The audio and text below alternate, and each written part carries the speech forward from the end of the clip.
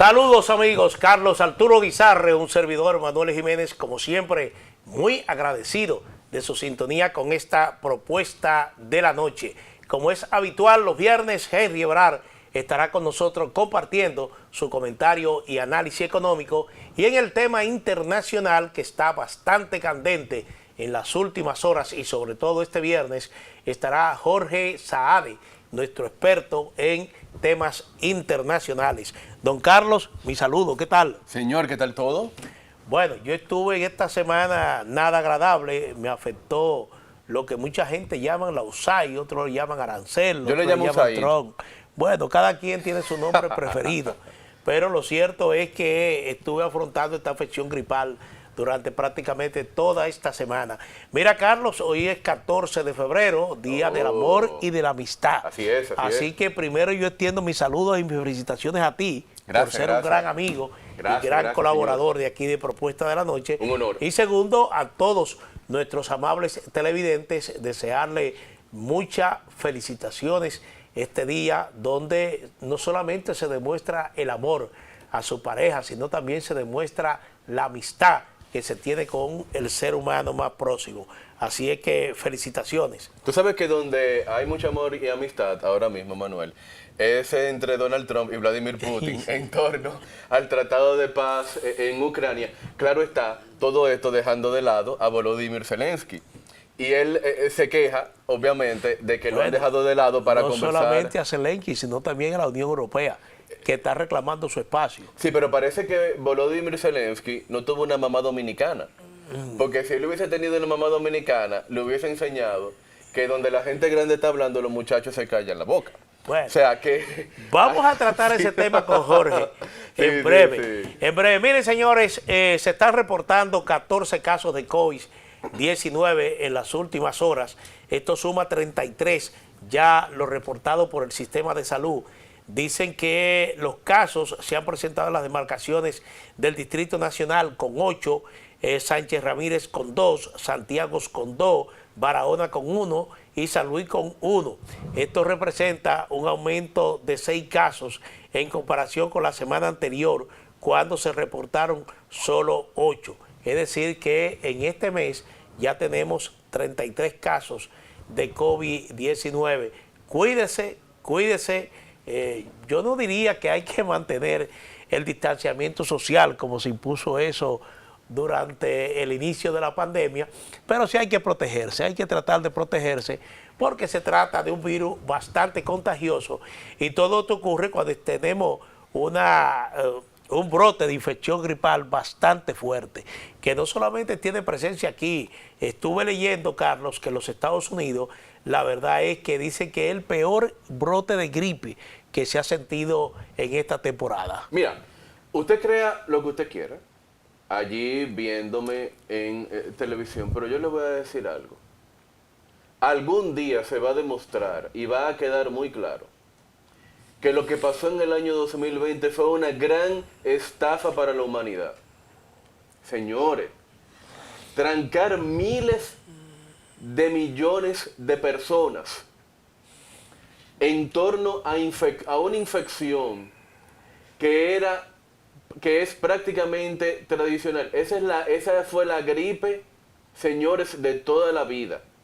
Y trancarnos a millones de personas, hacer quebrar pequeños negocios para que el mundo vendiera vacunas y para que nos pusieran vacunas.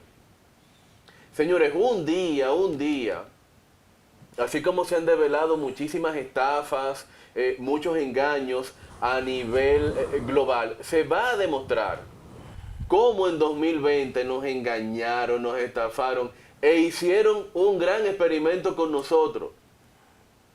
Y yo le puedo comprobar eso, como antes un brote de COVID-19 era la gran cosa y el fin de la humanidad y el principio del apocalipsis.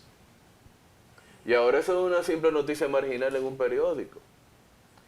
Que la Organización Mundial de la Salud, que bien que Estados Unidos esté revisando su financiamiento, porque tiene que cambiar su línea en torno a fortalecer la salud pública y no en torno a fortalecer a la grande empresa farmacéutica. jugara con nosotros diciéndonos hoy que tenemos que quitarnos la ropa en el dintel de la puerta y mañana que distanciamiento, no, que no hay distanciamiento, que la mascarilla funciona, no, la mascarilla no tiene que ver con nada. Señor, nos engañaron. Bueno, pero hay que reconocer... Es una opinión. Sí, es una opinión que yo respeto, pero hay que reconocer que se trató de un virus, primero, que creaba una situación de salud sanitaria nueva en el mundo por los síntomas que esta enfermedad comenzó a mostrar desde un principio. Desde un principio se demostró que era un virus muy contagioso, rápidamente contagioso, que incluso no solamente estaba causando los efectos de una gripe normal, la gripe que todos conocíamos, sino igualmente que estaba reportando muertes de muchas personas a nivel mundial. Es decir, todo esto junto a que se trataba de una situación sanitaria nueva que no se había examinado, ese virus no se conocía, aunque eso del coronavirus ya se había planteado en algunos laboratorios, pero realmente se trataba de una enfermedad nueva. Es decir, nadie conocía que estaba causando estrago en la humanidad. Pues digo, ¿por qué estaba causando estrago? Porque se estaba causando muertes. Señores, solamente había que ver esos videos dramáticos de personas envejecientes en Italia, cómo morían o se almacenaban en un hospital donde prácticamente no había cama para la atención, porque la verdad era que no había un método para combatir esa enfermedad. Lo mismo ocurría en una ciudad tan cercana como es el caso de Nueva York, donde igualmente se presentaron esas escenas dramáticas. Hoy en día se puede hablar de que se ha combatido este mal por la vacuna. La vacuna, yo tengo mi testimonio personal. A mí, por ejemplo, me afectó el COVID ya en la última ola, y cuando ya me afectó, yo tenía 3 dosis de la vacuna anti-COVID. Tenía la 2 china y la otra norteamericana, ¿cómo que se llama? La Pfizer. Sí, la Pfizer. Pfizer. Tenía 3 dosis de vacuna, pero a mí me dio el COVID prácticamente sin ningún síntoma.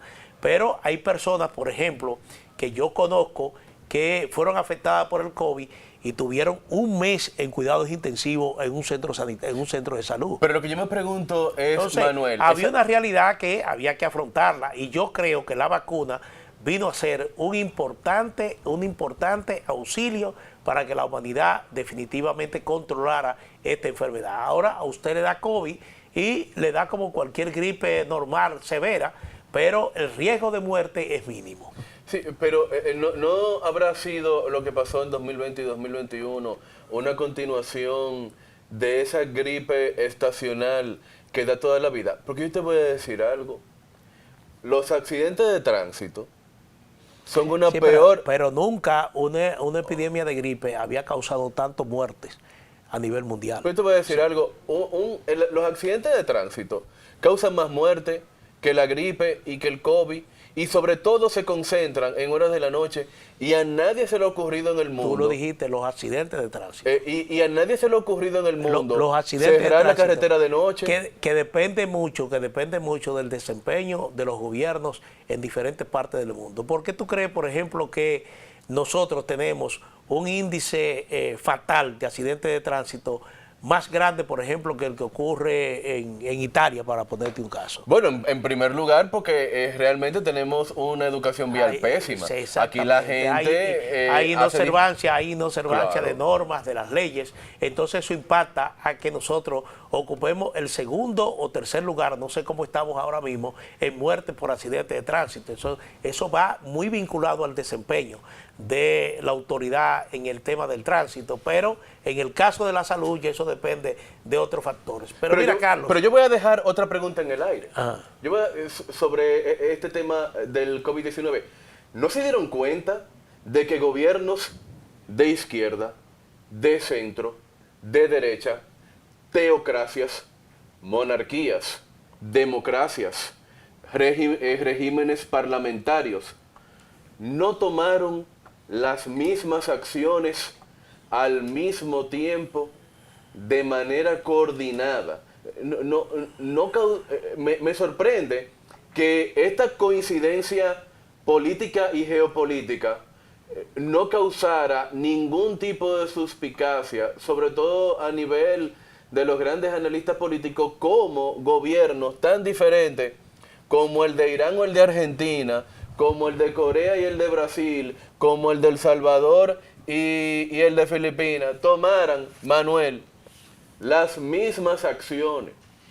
O sea, tiene que haber algo detrás de ese experimento social al que nos sometieron en el año 2020, que arruinó tantas vidas, y que lo que sí ha disparado es una enorme epidemia de salud mental. A este mundo lo está carcomiendo, Manuel, la salud mental, y eso viene de allí, de ese experimento. Exactamente, sí, sí. Lo dejo en el aire eso, esa pregunta. No, ese aislamiento y confinar a la gente en su casa, evidentemente que eso generó algunos traumas que estamos cosechando en el día de hoy. Mira, Carlos, yo voy ahora con un tema que a ti te interesa, te gusta mucho, pero antes de que se me vaya a pasar, quiero darle las gracias al amigo Rafael Céspedes Morillo por el envío de su libro El Temor, motor que impulsa la derrota. Así que, Rafael, con mucho gusto leeré este libro que estoy seguro, completamente seguro, que es una buena obra. Oye, esto, 20 lecciones para un político. ¿Eh? Oh, qué interesante. Él es consultor político. Ah, pero será interesantísimo leer este libro. Un saludo a Rafael Céspedes Morillo. Mira, Carlos, el lunes pasado, en la semanal, el presidente de la República, Luis Abinader, reconoció que los apagones son una situación insostenible. Dijo, son un dolor de cabeza. Él lo dijo en la semanal, anunciando asimismo que el gobierno está empeñado en controlar eso. ¿Por qué lo dice? Bueno, porque desde el año pasado, se ha visto un deterioro pronunciado en la oferta de energía a la población, y esto ha provocado que los apagones vuelvan a estar de moda, no solo en la capital de la República, sino en diversos pueblos del interior del país.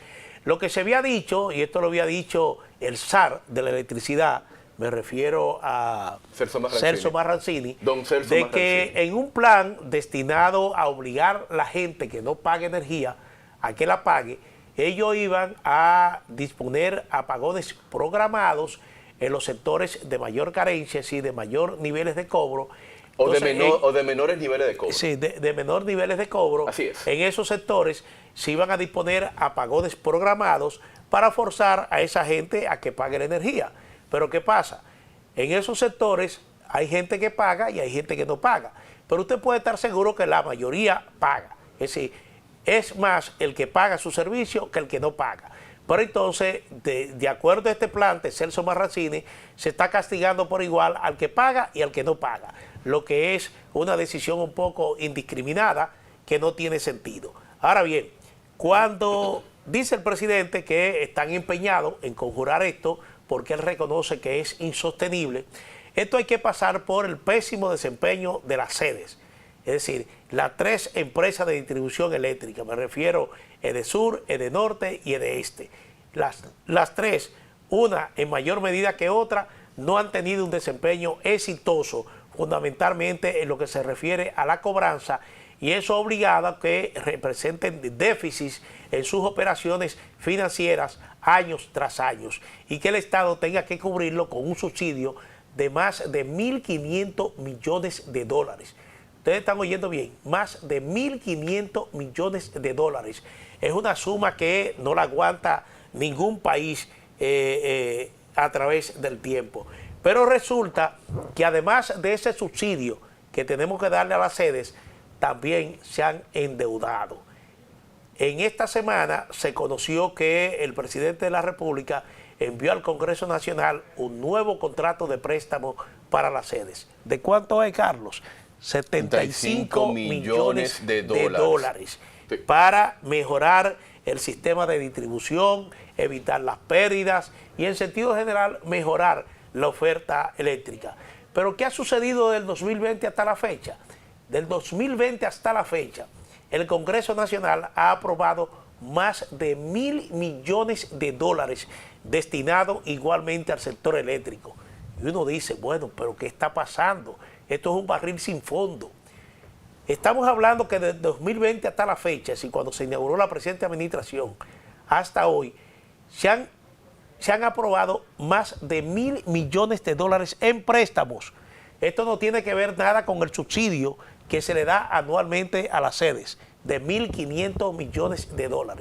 Y encima de eso, ya para en estos días, el Congreso, que de seguro lo va a aprobar, va a aprobar otros $75 millones para el sector eléctrico. Aquí tiene que ver un mal de fondo, un mal de forma, aquí tiene que ver problemas técnicos muy serios, pero aquí tiene que ver también otro problema, que las personas responsables directamente del manejo del sector eléctrico en la República Dominicana deberán investigar a profundidad, porque tenemos todo un siglo tiene la República Dominicana abordando un problema en el sector eléctrico que nunca se soluciona. Pero yo te voy a explicar ahora qué es lo que pasa. Fíjense, cuando a usted le propinan un apagón, usted sufre de un apagón, usted piensa de inmediato en el gobierno, en el Estado, en las autoridades.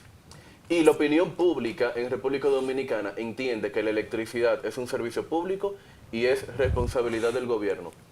Este servidor que está aquí opina diametralmente opuesto a la opinión pública y a lo que piensa la mayoría de las personas, y en lo que todos, incluyendo los empresarios y la misma clase política, están de acuerdo. Yo estoy totalmente en desacuerdo en que el sector eléctrico, tanto su generación como su distribución, siga en manos del Estado, la generación en cierta parte y la distribución en completo, en 100%. A mí ningún técnico eléctrico me ha demostrado por qué la electricidad no puede ser como las telecomunicaciones.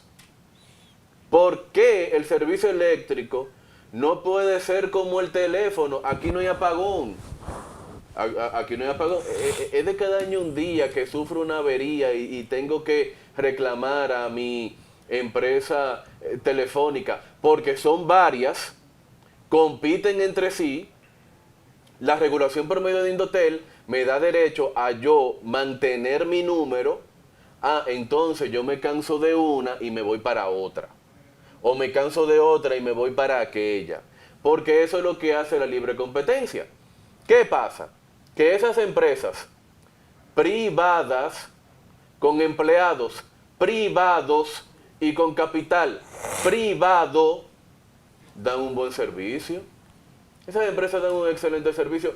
¿Por qué la electricidad no se puede manejar bajo ese concepto? Miren, de todo ese ecosistema eléctrico que hay en República Dominicana, tanto público como privado, el Estado solamente tiene que conservar 3. Oye esto, Manuel, solo 3. La Superintendencia de Electricidad, obviamente, es el organismo regulador, sí, los órganos reguladores, y es el que protege a los consumidores, a los usuarios de electricidad. La empresa generadora hidroeléctrica, EGEHID, porque el agua debe seguir siendo pública. Yo estoy en desacuerdo con cualquier privatización o separación del Estado de todo lo que tenga que ver con el tema agua. Y la empresa de transmisión, porque la transmisión de electricidad es un tema de seguridad nacional. Pero fuera de esos 3 organismos, todo debería estar en manos del sector privado. Y usted en su casa, si se cansó de EDESUR, si vive en esa concesión, que usted se pueda pasar a Pepito SRL. Y que si usted se cansó después de Pepito, ya me cansé de EDESUR y de Pepito, yo puedo ir donde Carlito o donde Manuelito.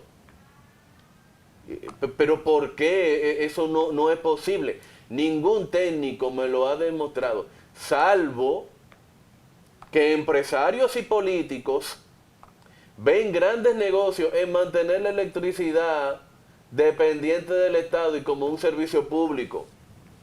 Y eso solamente le afecta a los consumidores. Eso es lo que pasa, Manuel, con el sector eléctrico. Sí. Bueno, vamos a tratar un tema, bueno, de forma breve por razones de tiempo, no porque no tenga la importancia capital, pero ayer el Partido de la Liberación Dominicana, en una rueda de prensa que encabezó su secretario general, Johnny Pujols, está pidiendo transparencia en lo que respecta al manejo de los fondos que la USAID en República Dominicana ha destinado a instituciones de la sociedad civil y se refiere concretamente a participación ciudadana. ¿Por qué el PLD hace esta solicitud? Bueno, ellos se sienten hasta cierto punto agraviados, incluso lo denominó el propio secretario general, lo denominó un golpe de Estado blando, el hecho de que aquellas manifestaciones de la Marcha Verde, aquellas concentraciones en la Plaza de la Bandera, ellos entienden que de alguna manera fueron financiadas por sectores internos o externos y entienden que esos movimientos que se celebraron en la República Dominicana de alguna manera afectaron sus posibilidades electorales. Y entonces por eso están pidiendo que se investigue si recursos de la USAID se utilizaron para financiar actividades políticas en la República Dominicana. Desde esa parte yo entiendo que está bien, entiendo que el pedimento se entra dentro de lo normal. Usted tiene que mostrar transparencia, más aún si usted ha mantenido un discurso favorable a la transparencia en contra de la corrupción, entonces usted tiene que demostrar transparencia. No es un secreto que Participación Ciudadana recibe o recibía fondos de la USAID, ahora eso está suspendido, aunque un juez en los Estados Unidos, una corte en los Estados Unidos, acaba precisamente de desbloquear temporalmente la ayuda internacional norteamericana, pero yo desde ese punto de vista colijo de que la solicitud, la inquietud que hace el Partido de la Liberación Dominicana desde el punto de vista de la transparencia, de que se determine si recursos de la USAID fueron a parar a financiar protestas en la República Dominicana que tienen que ver con el ámbito político. ¿Por qué lo digo? Bueno, porque hasta ahí no se puede llegar. Hasta ahí no se puede llegar. Usted podrá, por ejemplo, cualquier institución en la República Dominicana tiene pleno derecho de organizar protestas, de organizar movimientos cívicos, de organizar cualquier tipo de resistencia contra medidas que adopte un gobierno, contra situaciones que estén afectando al pueblo en general. Todo eso es permitido. Ahora, de que eso se haga con recursos extranjeros, ya eso desde mi punto de vista es cuestionable. Por eso quise traer esto a colación, porque desde ese punto de vista, yo estoy de acuerdo. Simplemente aclarar que el PLD igualmente está precisando que no ha acusado a ningún periodista, ni tiene pruebas contra ningún periodista. Me parece que esta aclaración es oportuna también, sí, claro. Oportuna en vista de que se ha iniciado toda una campaña contra respetables comunicadores, respetables periodistas, que nosotros en ningún caso estamos de acuerdo. Sí, mira, para empezar, entre bomberos no nos pisamos la manguera, para empezar. Yo sería incapaz de señalar a cualquier profesional de la comunicación que asuma un rol de que ese rol lo asumió porque lo financiaron, porque le pagaron, o porque pertenece, o por cualquier razón. Los bomberos no nos pisamos la manguera. Y yo le voy a decir algo. En República Dominicana hay libertad de expresión. Si usted está en desacuerdo con lo que plantea un periodista, con lo que dice un periodista, grábese usted un video y súbalo a TikTok o súbalo a Instagram, rebatiendo lo que dice ese periodista. O váyase a un programa de televisión. Y usted puede hacerlo, sea comunicador o no, porque aquí hay plena libertad de expresión y todo el mundo practica la comunicación amparado precisamente en ese derecho fundamental.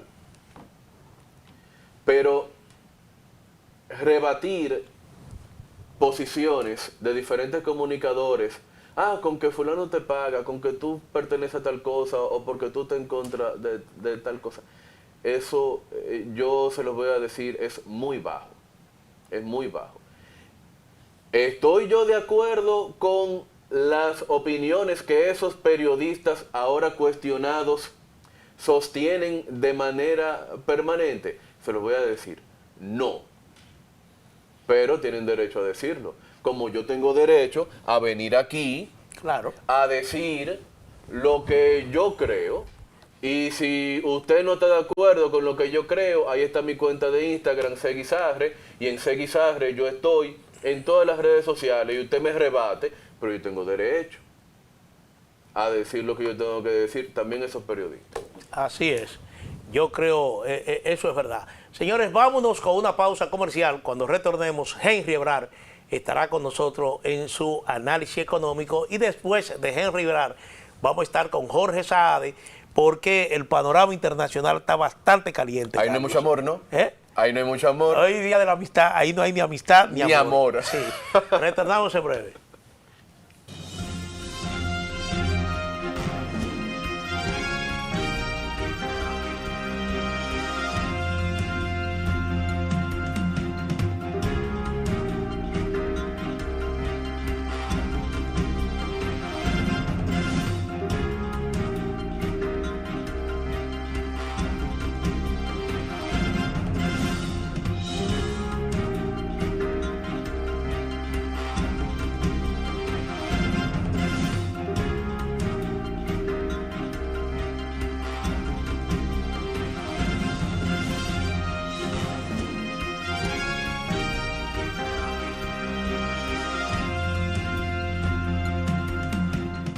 En estos 58 años, hemos sido el impulso que mueve el comercio, favoreciendo la inversión extranjera y brindando oportunidades para nuestra gente. Hemos sembrado la semilla que nos permite cosechar y exportar nuestra alegría y sonrisas propias de lo hecho en RD. 58 años siendo el apoyo incondicional de las industrias, forjadores del comercio e impulsadores de la MIPYMES.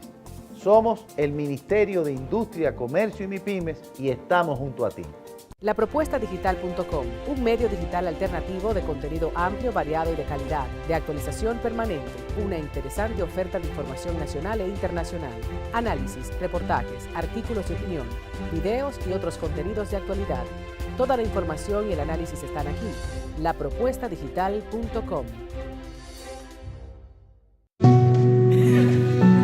Ustedes lo ven así de felices, pero esto no era así. En la vida, uno tiene que josear y resolver con lo que uno tiene.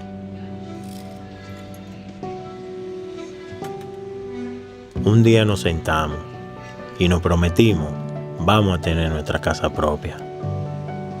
Para que el chichi que viene en camino pueda crecer feliz y tranquilo. Pero en el fondo, sentíamos que era imposible. Hasta que nos llamó el Ministerio de Vivienda y Edificaciones y comenzamos a saltar, pero de felicidad. Este es nuestro sueño. Vivimos en nuestra propia casa. Muchas familias dominicanas ya están viviendo un sueño que parecía imposible. Más de 8,000 viviendas construidas y entregadas. Tener tu casa propia y digna, sí se puede. Ministerio de Vivienda y Edificaciones. Y ahora, el bateador se prepara con 2 outs.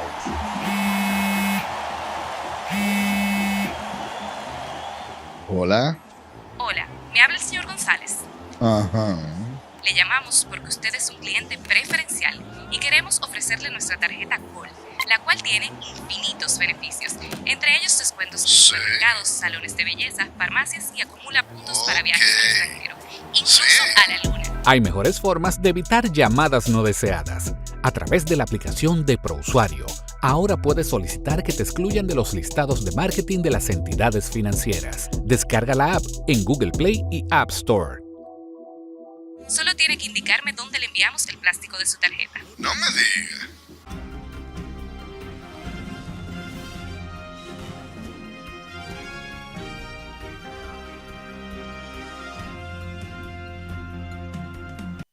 Henry Ebrard nos trae su interesante comentario y análisis económico. Adelante, don Henry.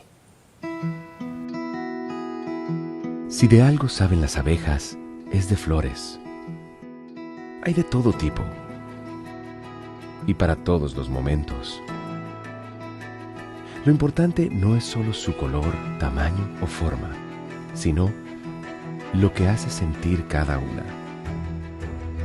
y para esos sentimientos trabajan. Igual que el Banco Central, que trabaja para hacer florecer la economía y que sientas estabilidad.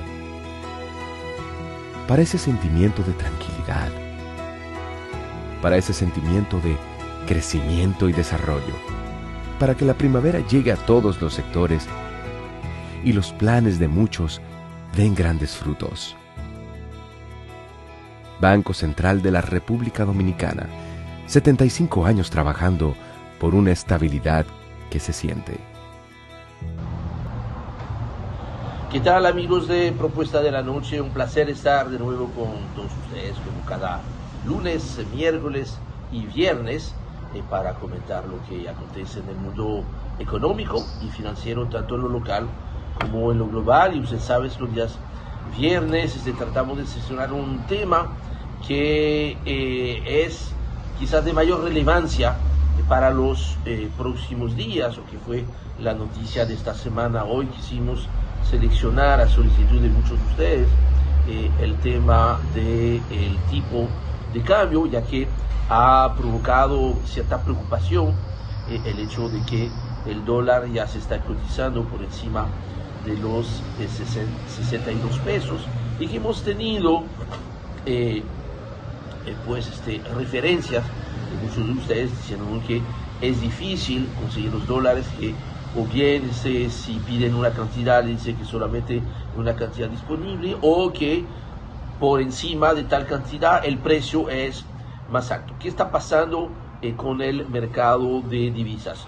Primero, con los datos al cierre del día de ayer, el dólar se cotizaba en 62 pesos con 25 centavos, es decir, que el día jueves había subido 5 centavos, y que si nos comparamos con el año pasado, todavía no hablemos del mes de febrero, que falta todavía la mitad, hablemos del mes de enero.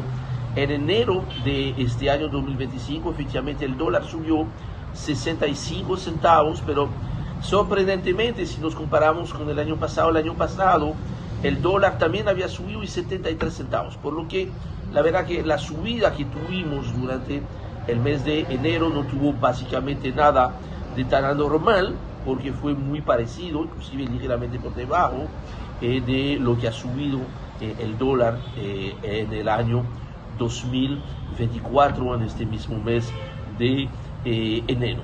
Primera cosa. Segunda cosa, veamos entonces los resultados de los principales sectores generadores de divisas, porque es lo que pudiese eventualmente explicar las dificultades. El año 2024 cerramos con un año récord en cuanto a generación de divisas, superando los 43.000 millones de dólares, por lo que no ha habido durante el año pasado razón para hablar de una posible escasez de divisas, todo lo contrario. En el mes de enero no tenemos todavía los datos definitivos de todos los sectores generadores de divisas, pero vamos a tomar tres que son quizá los más emblemáticos. En el caso de las remesas del mes de enero alcanzaron el nivel más alto de toda la historia para un mes de enero, 935 millones de dólares, un crecimiento de un 7% en comparación con el mes de enero del año pasado. Si vamos a las exportaciones, sumando las de zona franca con las exportaciones nacionales, incluyendo especialmente las de minería, que se están aprovechando el muy alto nivel de las cotizaciones del oro, pues tenemos que fue el mejor mes de enero de toda la historia. 979 millones de dólares de exportación, 140 millones por encima de enero del año pasado, o sea, un crecimiento ahí de un 16.7%. Finalmente, si vemos el caso de las llegadas de turistas, que después se traducen en ingresos de divisas, pues los datos preliminares que tenemos es que hubo un crecimiento de un 3.2% en las llegadas de turistas por los aeropuertos, que pasaron de unos 835.000 a unos 862.000, de acuerdo a los datos del Instituto Dominicano de Aviación Civil. En resumidas cuentas, mucho dinero está entrando. Finalmente, y eso quizás nos da la esperanza de que de ahí adelante va a ser difícil que siga subiendo con la misma fuerza el dólar, es el hecho de que en las próximas semanas, yo pensaría, antes de finalizar el mes de febrero, la República Dominicana va a emitir en el mercado internacional el bono soberano que está contemplado en el presupuesto. ¿Por qué decimos esto? Porque precisamente en el día de hoy, viernes, se cierra la semana en la cual el gobierno dominicano, el Estado dominicano, está ofertando recomprar algunos bonos soberanos cuyo vencimiento cae en el año 2026-2027, que en función de este resultado, cuál es la cantidad que hay que recomprar, más lo que está previsto en el presupuesto, pues eso sería probablemente la emisión de bono soberano que probablemente se coloque antes de finalizar el mes de febrero. Una vez entrado ese dinero de los bonos soberanos, pues esto le quitaría mucha presión al mercado, y más cuando todo deja indicar de que la baja de los precios del petróleo puede seguir, lo que sería un alivio muy importante. Recuerda que por cada dólar que baja el precio del petróleo, la República Dominicana se ahorra en la balanza de pagos 75 millones de dólares. Con esas, espero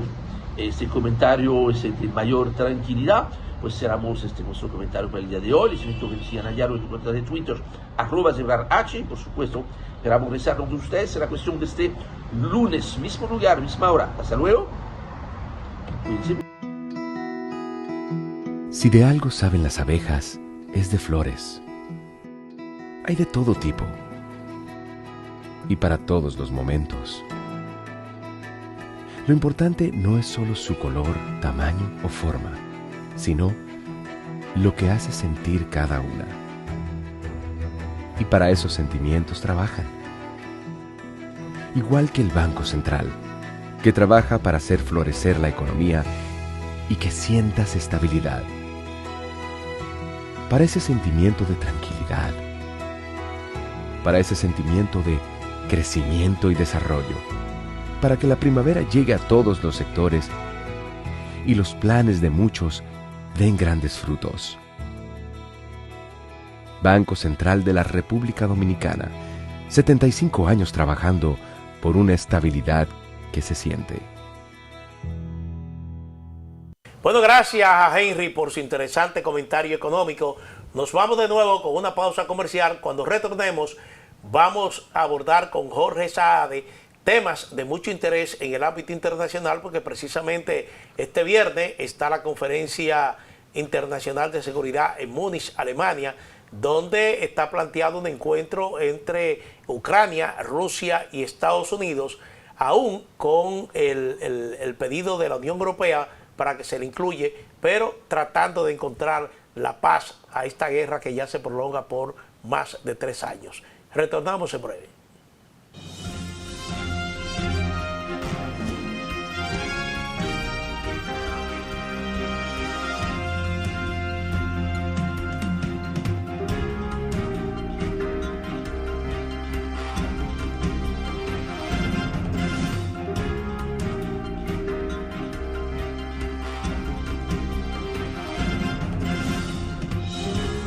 En estos 58 años hemos sido el impulso que mueve el comercio, favoreciendo la inversión extranjera y brindando oportunidades para nuestra gente. Hemos sembrado la semilla que nos permite cosechar y exportar nuestra alegría y sonrisas propias de lo hecho en RD. 58 años siendo el apoyo incondicional de las industrias, forjadores del comercio e impulsadores de la MIPYMES. Somos el Ministerio de Industria, Comercio y MIPYMES y estamos junto a ti. Lapropuestadigital.com, un medio digital alternativo de contenido amplio, variado y de calidad, de actualización permanente, una interesante oferta de información nacional e internacional, análisis, reportajes, artículos de opinión, videos y otros contenidos de actualidad. Toda la información y el análisis están aquí. Lapropuestadigital.com. Y ahora, el bateador se prepara con 2 outs.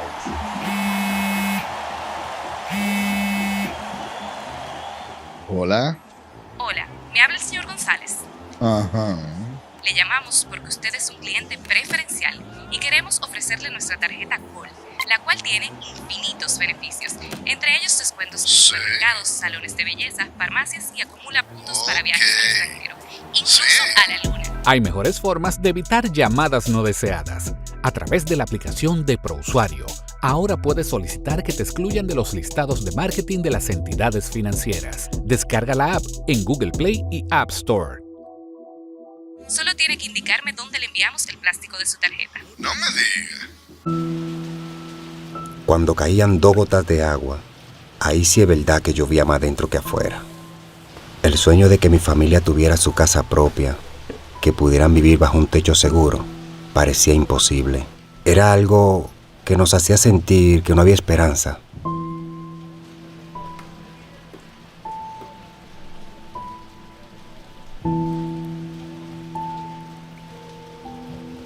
Hasta que nos llamaron del Ministerio de Vivienda y Edificaciones con la mejor noticia de todas: que ahora tenemos nuestra propia cocina, nuestro propio hogar, nuestro lugar favorito. Tener tu casa propia y digna sí se puede. Más de 8.000 viviendas construidas y entregadas. Tener tu casa propia y digna sí se puede. Ministerio de Vivienda y Edificaciones.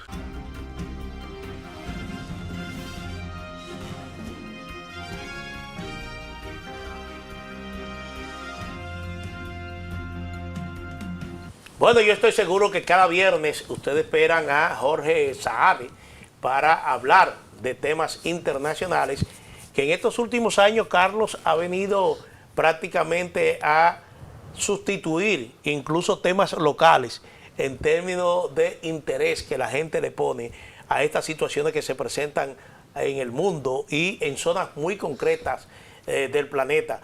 Pero Carlos, nos gustaría, por ejemplo, empezar con el tema de la Conferencia Internacional de Seguridad de Múnich, que en esta ocasión reveste de mucha importancia. Ahí se van a reunir delegaciones de Ucrania, de Rusia y de Estados Unidos. En el caso de la delegación de Estados Unidos, va a estar presidida por J.D. Vance, que es el vicepresidente de los Estados Unidos, Marco Rubio, el secretario de Estado, y en el caso de Rusia estará su canciller, tengo entendido, y en el caso de Ucrania igualmente su canciller. ¿Qué perspectiva concreta tú crees que, como dijo Trump, anunció Trump, ahí se puedan iniciar negociaciones exitosas para, en principio, lograr un alto al fuego a la guerra en Ucrania? Bueno, muchísimas gracias, Manuel, por ese excelente contexto para que nuestros seguidores de Propuesta en la Noche entiendan más o menos de qué se trata esta cumbre de seguridad en Alemania. Lo más importante es que destacar que Trump es una persona pragmática en materia política y diplomática y piensa que si cita a esa cumbre a solamente las personalidades que pueden lograr algún tipo de resultado para ponerle fin al conflicto, lo va a hacer. Esto mueve una especie de aura porque últimamente ha habido declaraciones muy controversiales de Zelensky en prensa americana. La más importante fue un guiño que hizo una posible solución de que estamos discutiendo con Rusia para hacer un intercambio de territorio con ese país. Lo que hay que destacar, lo más importante, en materia de negocio, pensando como piensa Donald Trump, y citando esa frase de Napoleón Bonaparte, Manuel y Carlos, que decía que si quieres que se resuelva algo, designa una persona, pero si no quieres que no se resuelva, haz un comité. Entonces, mientras más personas participen en esta conferencia de seguridad en Alemania, creo que va a ser indirectamente proporcional para llegar a un acuerdo. Es directamente con una llamada que hizo Donald Trump primero, que hizo a Putin, luego Zelensky ha emitido su descontento a este tipo de movimiento que ha hecho Trump unilateral con Rusia, pero yo creo que personalmente, particularmente, creo que nos estamos acercando al fin de este conflicto. Le estamos solamente a la espera de cuál sería la solución o el intercambio entre ambas partes. Jorge, aquí estamos hablando sobre todo de poder en su expresión militar. O sea, el problema entre Rusia y Ucrania a lo que se pudiera reducir en torno a las conversaciones es a un asunto sobre todo militar. Y esa expresión militar la tienen sobre todo Estados Unidos y Rusia. Tomando en cuenta esto, ¿qué tan importante pudiera ser o qué de estorbo que otros actores pudieran participar en una conversación donde solo tienen peso dos grandes potencias militares? Pongo el ejemplo, la Unión Europea, que en términos formales, mi opinión es que no pinta nada en este entierro, y la misma Ucrania, que independientemente de que es la mayor perdedora del conflicto, no tiene el peso militar ni geopolítico para sentarse en esa mesa, en mi opinión. ¿Qué tú opinas? Mira, coincido con varios puntos de los que has expuesto.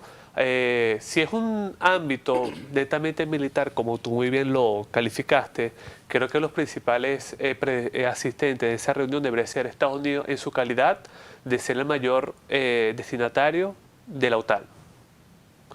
Recordando que la Unión Europea hasta ahora no tiene un ejército per se unido, junto, cascos europeos, hoy en día no existe, por eso que desestiman la participación de la Unión Europea. Y colocan en la mesa de negociaciones a los más interesados de exponer este conflicto, que es otra potencia militar, como lo es Rusia, la segunda, hay que destacar este tema, y lo que son Estados Unidos y el escenario donde se lleva a cabo este conflicto, que es Ucrania. Eso por una parte. Pero también no solamente la parte militar, hay también otros ámbitos que destalla la guerra y es por eso que busca también su fin, que es el tema energético. Hemos visto un tema también geopolítico, hemos visto también un tema de influencia ruso frente a la europea en ese territorio ucraniano y también un tema que ha llamado mucho el interés en los dominicanos, que ha sido la presencia de las tierras raras. Hay muchísima presencia de estos tipos de materiales en suelo ucraniano, que por eso que varios analistas exponen que este habrá sido el porqué del conflicto. Ahora bien, ¿qué va a pasar más adelante? ¿Cómo vemos más adelante la solución? Creo que va a haber una especie de intercambio de comodines para ver qué nos ofrece. Hay que recordar el repliegue y el fin de la participación rusa en Siria, entre otros matices que ha puesto Putin. Y a pesar de todo, no es ningún secreto para nadie la simpatía que existe entre Donald Trump y Putin para ponerle fin a este conflicto. Mira, más allá de aislar a la Unión Europea en las discusiones para ponerle fin al conflicto, yo creo que Donald Trump está excluyendo a la OTAN. Es decir, la OTAN no aparece por ningún lado. Él está individualizando el conflicto entre estas dos potencias, Rusia y Ucrania, y el tercer país afectado, que es Ucrania. Ahora bien, antes de estas conversaciones, el secretario de Defensa, el nuevo secretario de Defensa de los Estados Unidos, que creo que participa también en la Conferencia de Seguridad de Múnich, él aclaró que sería irreal pretender una paz con Ucrania recuperando la frontera que tuvo hasta el 2014. Obviamente se refiere a la toma por parte de Rusia de la península de Crimea. Entonces, él dice que sería ilusorio que esa paz se lograse retornando Ucrania a sus fronteras del 2014. Pero también dice que es irrealista que se pueda permitir el ingreso de Ucrania a la OTAN. Es decir, que es una de las peticiones rusas. Lo que me da a entender que posiblemente ya Estados Unidos y Rusia han adelantado conversaciones en torno a las condiciones en que se lograría esta paz. Pero te pregunto, al margen de eso, hasta ahora, dicen las agencias de prensa, que Rusia ha conquistado prácticamente más del 19% del territorio ucraniano, en la zona del Donbass. Es decir, sería posible, sería realista que esa paz se logre Rusia retirándose a sus fronteras del 2022. Eso es para que la gente lo entienda. Es como si una potencia extranjera conquistara toda la región este de República Dominicana, por decirlo así. Para que la gente en la casa entiendan cuál es la proporción de territorio. Sí. Que casualmente pasaría un gasoducto por ahí y están las presencias de las tierras raras en Bauruco, por ejemplo, para ponerle mayor transpolarización de lo que pasa en el conflicto. Mira, yo coincido contigo, Manuel. Hay que destacar que la participación de Estados Unidos no solamente está como su calidad de ser el mayor aportador ante la OTAN. bien, sino que también sirve como mediador entre ambas partes, a pesar de que está medianamente parcializado en la parte rusa, porque le simpatiza muchísimo Putin, pero no puede abandonar su perfil o su expansionismo o su proyección occidental. Eso es sin duda alguna algo importantísimo. Lo que sí hay que destacar es que no creo, sin duda alguna, que Crimea va a volver a soberanía ucraniana. Eso sí es sin duda alguna. Hay que recordar que ninguna de las partes apuesta a la continuación del conflicto y para ponerle fin, ambos tienen que ceder una parte. Pero con el caso de que Rusia tiene un paso más adelante, tiene el territorio controlado, a diferencia de que Ucrania tiene otro por parte de Rusia, presuntamente que habla del intercambio, yo creo que va a ser más ventajoso para la parte rusa en este acuerdo de paz. No creo que van a entregar el tema del Donetsk y el Donbass por parte de Ucrania, pero sí posiblemente la creación de una especie, qué sé yo, de confederación, una especie de presencia de presencia ruso de gobierno mixto por parte del Donbass, en donde el gobernador será la presencia de dos gobernadores, uno de origen ucraniano y otro ucraniano prorruso. Se puede hacer muchísimos variables. Pero, escúchame, Carlos, brevemente. Sí. Yo creo que el interés fundamental de la Unión Europea participar en estas negociaciones de paz, primero, el hecho de que la Unión Europea ha aportado recursos y armas de ayuda a Ucrania. La Unión Europea es parte de la OTAN y siempre esa asistencia militar a Ucrania se vio como parte de la asistencia de la OTAN, no precisamente de la Unión Europea, sino como del bloque completo. Ahora bien, lo que siempre se dice es que si existe la más mínima, aunque sea percepción, no la realidad de que Rusia ganó esta guerra, la Unión Europea estaría en peligro. Y si dejan que Rusia se mantenga bajo el control de todos los territorios ocupados en este conflicto, entonces obviamente Rusia gana la guerra. Y ese es el temor de la Unión Europea. Y de Occidente también para los europeos. Bueno, parece que a Trump eso no le importa. Lo que le importa a Trump es ponerle fin a los conflictos y que llevan su marca de que solucionó esta escaramuza en el Oriente Europeo. Puntos importantes, Ucrania participa en esta reunión sin ser obligada. Ella participa en su calidad de Estado soberano porque si le importaría la opinión o la posición de los europeos, simplemente diría que no. Y segundo, y lo más importante, es que no hemos visto, a pesar de todas las protestas contundentes y manifestaciones en contra y rechazo por parte de los principales países de la Unión Europea, como lo ha sido París, caso de Múnich, de Berlín y otros líderes europeos de que han dicho, mira, no participe en esa negociación porque posiblemente pierda. Vamos a ver lo que posiblemente ocurra en ese acuerdo, pero yo creo que finalmente vamos a encontrar un punto final al conflicto. Bueno, entonces en ese aspecto ya creo que estaríamos terminando. El hecho de que Estados Unidos participe de manera unilateral en las conversaciones con Rusia para acabar con el conflicto en Ucrania no sería la antesala de una especie de plan Marshall para Ucrania que solamente controle Estados Unidos específicamente para contratistas estadounidenses. No habría grandes negocios involucrados en la posguerra ucraniana. Muy buena pregunta, lo dijo Zelensky en su declaración de National, creo, que posiblemente esa presencia de tierras raras y de otros materiales, creo que es el uranio, en tierra ucraniana, serían netamente de participación directa con Estados Unidos, entregándole trabajo a los ucranianos. ¿Y el futuro político de Zelensky? Yo creo particularmente que será su fin. Después del acuerdo. ¿Tendrá su momento Churchill? ¿Termina la guerra? ¿Sale del poder? Sí, habría elecciones para darle una especie de refrescamiento al tema político, para ver si... Bueno, muchísimas gracias Jorge Saede, siempre tratando de manera muy magistral estos temas internacionales. La verdad que sí. Carlos Arturo Guizarre, un servidor, Manuel Jiménez, agradecido como siempre de su sintonía y recordando seguirnos en nuestro canal de YouTube, el canal de Propuestas de la Noche en YouTube. Así que muy buenas noches.